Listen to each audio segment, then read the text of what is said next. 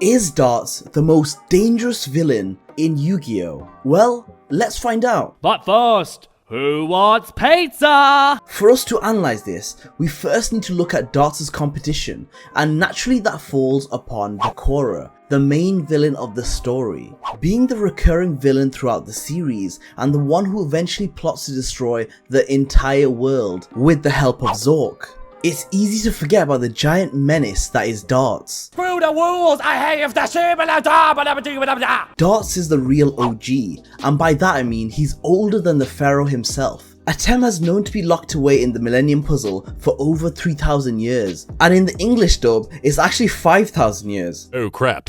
Whereas Dartz has been roaming the earth for an impressive 10,000 years. And as Vegeta would say, It's over 9,000! Now, no other villain in history existed 7,000 years before the main character was even born, which already puts Dartz up there with the big villains. When it comes to preparation time, Dartz has the edge over most villains as he had centuries to put together his evil plan. However, if we look at Dartz's history, we can clearly see why Dartz's motive was for world domination. Dartz was once the man who inherited the throne of the lost city of Atlantis from his father, Ironside, until the day came where the Orichalcos stones rained into the city, corrupting the city of Atlantis as it fed on its own greed. Dartz even witnessed his own wife turn into a monster in front of his own eyes. Dartz consulted the Orichalcos for guidance, where the Orichalcos granted Dartz an army of Orichalcos soldiers, as well as the secrets of unlocking the beast known as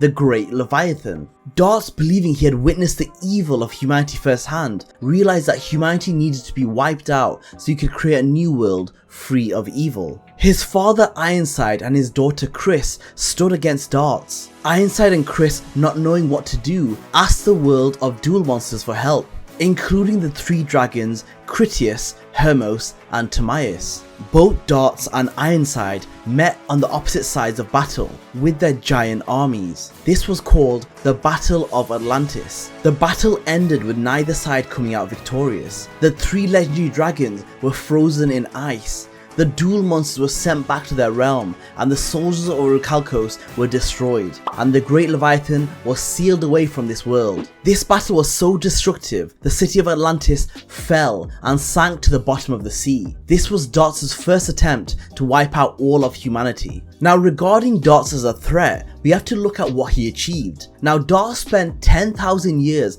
collecting souls for the Orichalcos. Now, just think about how many souls he would have collected over the years. From the images we saw on Dartz's wall, we see people from every era. The numbers would have amounted to millions. Now, already that feat alone dwarfs any other villains in Yu-Gi-Oh! Because he succeeded in doing something which no other villain managed to do, which was permanent damage. You see, when Dartz is eventually defeated and the souls are released back into the world, the souls he had collected over a long period of time had no bodies to return back to, because their original bodies had turned to dust over the many centuries, so their souls would have gone to the afterlife. So Dartz has successfully captured millions of souls and essentially been responsible for their deaths, and he got away with this for 10,000 years unchallenged. Why are you so evil? Now, being the chosen host for the Orichalcos, he was granted great power. The people of Atlantis were evil, and I had been chosen to wipe them out and start over again.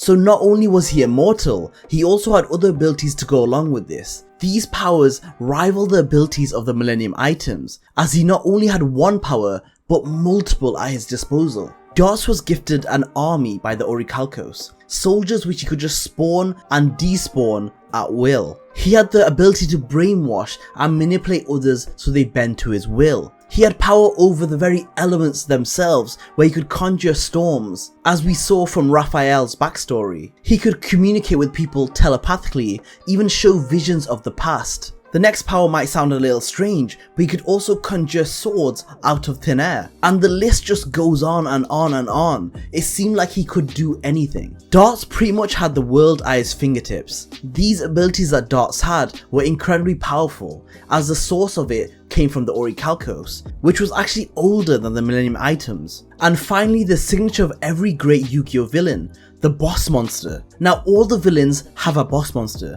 which causes the biggest problem for our protagonists. Marek had the winged dragon of Ra, Bakura had the darkness itself, Zork. But Dartz, in my opinion, has something greater than all of those. Dartz had the Great Leviathan. Now this was a creature residing inside the very earth itself, and it had the power of a god. It easily dealt with the 3 gods of Egypt. Now it's unconfirmed whether the Great Leviathan had the power to rival Zork, but we do see Dartz in the ancient past put his plans on hold when capturing the Pharaoh's soul, and instead waited another 3,000 years for the Pharaoh to return. And this was due to Bakura and Zork getting in his way. But why? If you needed my power, then why didn't you confront me back then?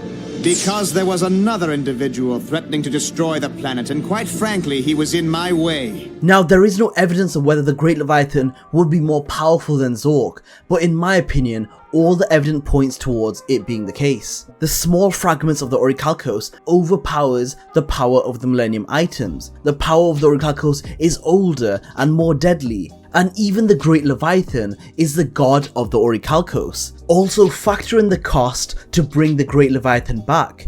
It took 10,000 years to collect souls, and even then it wasn't enough, as Dartz still required a 10th powerful soul in order to revive it fully. Now Zork is darkness itself, and a creature from another dimension which was released via the creation of the Millennium items, so it would be an epic battle. Let me know in the comments who you think would win that fight. In conclusion, Dartz is the most dangerous, and it's just not up for debate. Based on the damage that other villains have caused, for example Pegasus capturing souls, Noah trapping Yugioh and his friends in the virtual world, Marek sending people to the Shadow Realm, Bakura causing havoc in ancient Egypt. Each of these had critical consequences for the protagonist. However, there was always hope, as there was something in place each time, which was a simple formula. Defeat the bad guy equals reverse damages. However, with Dartz, it wasn't that simple. There were lives which he altered forever, and that's still the case